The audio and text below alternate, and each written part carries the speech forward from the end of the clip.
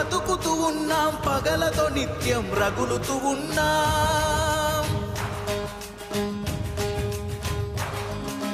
నెత్తురుతోనే పరిగెడుతున్నాం, దెబ్బకు దెబ్బ కొడుతూ ఉన్నాం. లోన్ ఇంకో తొందే పోనీ.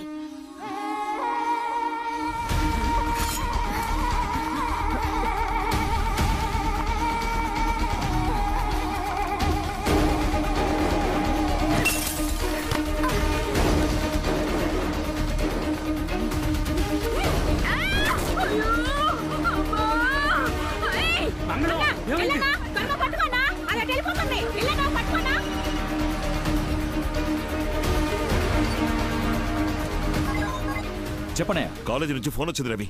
దేవి కనపట్లేదట. ఏమంటున్నావన్నయ్యా? ఆ ప్రసక్తే లేదు. బయలుదేరా. బయలుదేరా.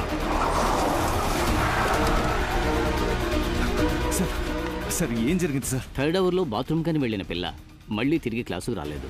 శేఖర్, కాలేజ్ వెనుకున్న బడి కొట్లో అడుగు. సరే రవి. నువ్వు ఆటో స్టాండ్ అడుగు.